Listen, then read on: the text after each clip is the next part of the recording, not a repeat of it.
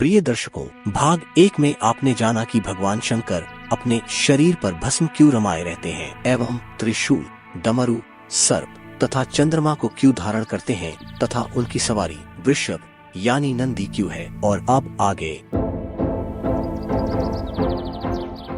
नमस्कार दोस्तों, the divine theory में आपका स्वागत है। आइए जानते हैं भगवान शिव को त्रिनेत्रधारी क्यों कहते हैं और उनके तीसरे नेत्र की क्या विशेषता है। एक पौराणिक कथा के अनुसार एक बार भगवान शिव ने हिमालय पर्वत पर एक सभा का आयोजन किया था। सभा में सभी देवताओं तथा ऋषि मुनियों को बुलाया गया। इसी दौरान माता पार्वती वहां पहुंची और शिव जी की आंखों पर अपने दोनों हाथ रख दिए, जिससे सृष्टि में अंधेरा छा गया।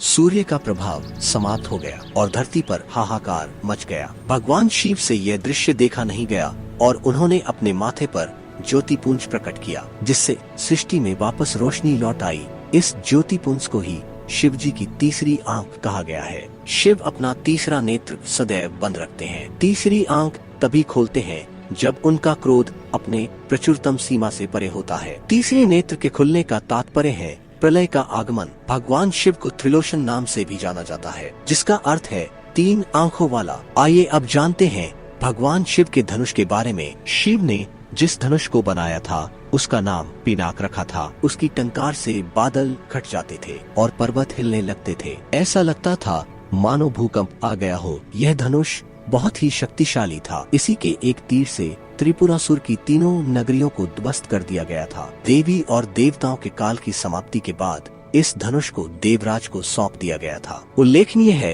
कि राजा दक्ष के यज्ञ में यज्ञ का भाग शिव को नहीं देने के कारण भगवान शंकर बहुत क्रोधित हो गए थे और उन्होंने सभी देवताओं को अपने पिनाक धनुष से नष्ट करने की ठानी। एक टंकार से धरती का वातावरण भयानक हो गया। बड़ी मुश्किल से उनका क्रोध शांत किया गया। तब उन्होंने यह धनुष देवताओं को दे दिया। देवताओं ने राजा जनक के पूर्वज देवराज को धनुष दे दिया। राजा जनक के पूर्वजों में निमि के ज्येष्ठ पुत्र देवराज थे। शिव धनुष उन्हीं की धरोहर स्वरूप राजा जनक के पास सुरक्षित था। इस धनुष को भगवान शंकर ने स्वयं अपने हाथों से बनाया था। उनके इस विशालकाय धनुष को कोई भी उठाने की क्षमता नहीं रखता था, लेकिन भगवान श्री राम ने इसे त्रेता युग में राजा जनक के दरबार में सबके सामने उठाकर इसकी प्रतिष्ठा चढ़ाकर इसे एक झटके में तोड़ दिया था। बोलिए श्री रामचंद्र की जय। अब जानते हैं शिव के चक्र के बारे में। चक्र को छोटा लेकिन सबसे अचूक अस्त्र माना जाता है। सभी देवी देवताओं के पास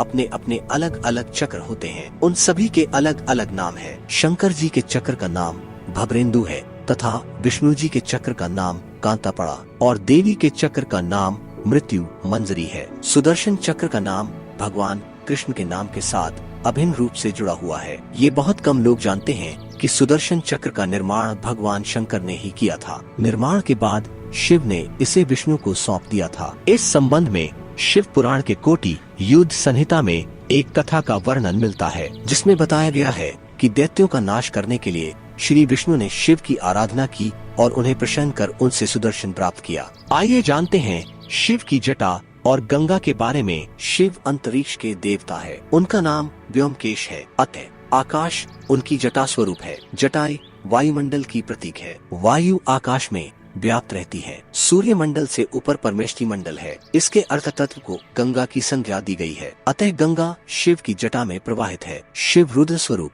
उग्र और संहारक भी माने गए हैं। गंगा को जटा में धारण करने के कारण ही शिव को जल चढ़ाए जाने की प्रथा शुरू हुई। जब स्वर्ग से गंगा को धरती पर उतारने का उपक्रम हुआ तो यह भी सवाल उठा कि गंगा के इस अपार वेग से धरती में विशालकाय छिद्र हो सकता है, तब गंगा पाताल में समा जाएगी। ऐसे में इस समाधान के लिए भगवान शिव ने गंगा को सर्वप्रथम अपनी जटा में विराजमान किया और फिर गंगा को धरती पर उतारा गया। गंगोत्री तीर्थ इसी घटना का गवाह है। प्रिय दर्शकों, शिव की वेशभूषा से संबंधित भाग 2 यहाँ पर समाप्त होता है। भगवान शिव की कृपा पाने के लिए इस चैनल को सब्सक्राइब अवश्य करें। अगले वीडियो में हम माता महाकाली की एक अद्भुत कथा लेकर बहुत ही जल्द आपसे फिर मिलेंगे। तब तक के लिए नमस्कार। ओम नमः शिवाय।